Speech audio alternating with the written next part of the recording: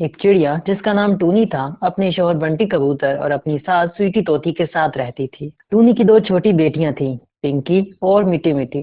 टूनी की सास उन दोनों को बिल्कुल भी पसंद नहीं करती थी।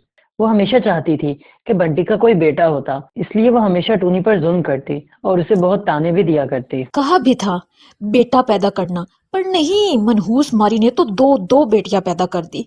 हाय रे, दो दो बेटियां।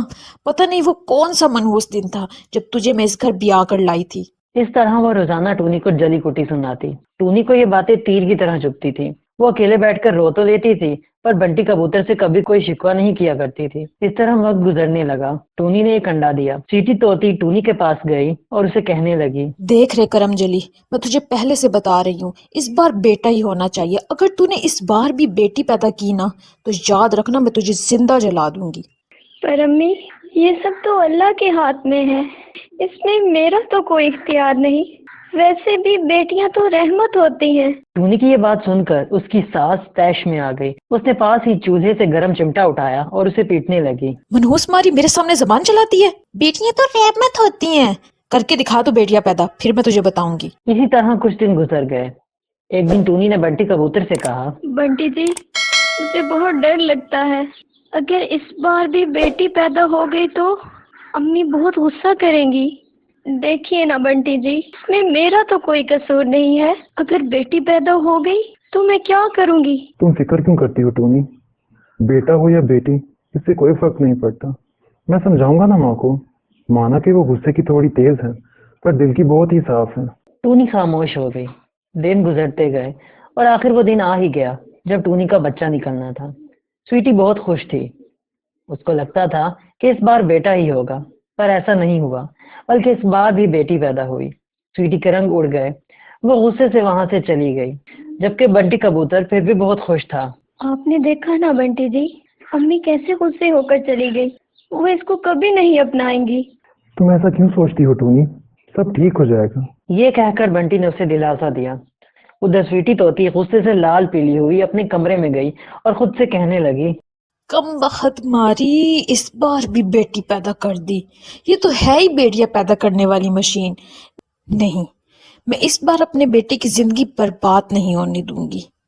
मुझे इसका कुछ करना होगा। ये कहकर वो मन ही मन मुस्कुराने लगी। अगले दिन जब बंटी कबूतर घर पर नहीं था, तब स्वीटी तोती ने टूनी चिड़िया से कहा, जा बहू, जाके मेरे लिए चाय तो बना दे, सर बहुत दुख रहा है। टूनी को अपनी सास का ये प्यार भरा लहजा थोड़ा अजीब तो लगा, पर वो बेचारी उसकी चाल ना समझ सकी और किचन में चली गई। उसके किचन में जाते ही स्वीटी तोती ने बाहर से दरवाजा बंद कर दिया। स्वीटी तोती पहले ही किचन में पेट्रोल छिड़क चुकी थी। उसने जैसे ही वहां आग लगाई तो आग ने पूरी किचन को अपनी लपेट में ले लिया। टूनी बहुत चिल्लाई, अम्मी, अम्मी यहाँ तो आग लग गई। अम्मी, अम्मी दरवाजा खोले। अम्मी मैं मर जाऊंगी। अम्मी, अम्मी मुझे बचाए। अम्मी, अम्मी मैं जल रही हूँ। अम्मी मुझे बचाए। अम्मी दरवाजा खोले। अम्मी, अम्मी मैं जल जाऊंगी। अम्मी दरवाजा खोले। अम्मी, अम्मी मुझे बचाए।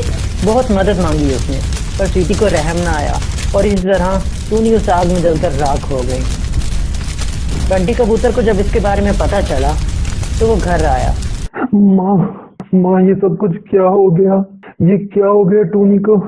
ये सब कैसे हो गया?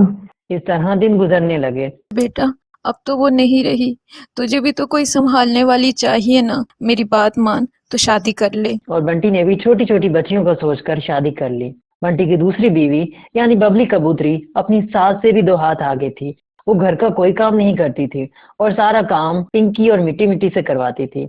उन पर बहुत जुल्म भी किया करती थी। बंटी कबूतर को तो इस सब का कुछ पता नहीं था, मगर स्वीटी तोती सब कुछ जान कर भी उसे कुछ न कहती, क्योंकि ये तो उसकी अपनी पसंद की बहू थी। एक दिन खाना बनाते हुए पिंकी का हाथ जल गया तो वो रोने लगी। इतने में बबली कबूतरी वहां आ गई। अरे, ये क्या शोर मचा के रखा तुम लोगों ने? क्या मुसीबत आ गई है? देखिए नम्मा, अब तो हाथ जल गया है, अब खाना कैसे बनाएंगी? क्या मतलब है कि कैसे बनाएगी? इसी हाथ से बनाएगी, वरना आज भूखे सोओगे तुम लोग। और तुझे कितनी बार कहा है मैंने कि मैं तेरी माँ नहीं हूँ। तेरी माँ मर गई है, तुम मर गई है मनुष्य, और मेरे लिए ये अजाब छोड़ गई। चल, अब रोना बंद कर और जल्दी से खाना बना। ये कहकर वो वहां से चली गई। मिट्टी मिट्टी ने रोते हुए कहा,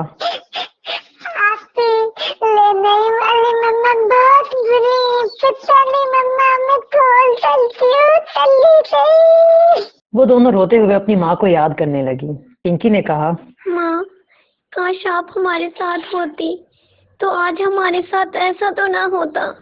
तभी अचानक एक मुआवजा हुआ। पिंकी का हाथ खुद ब खुद ठीक हो गया और खाना भी खुद ब खुद बन गया। वो दोनों बहुत हैरान थी कि आखिर ये सब कुछ कैसे हुआ।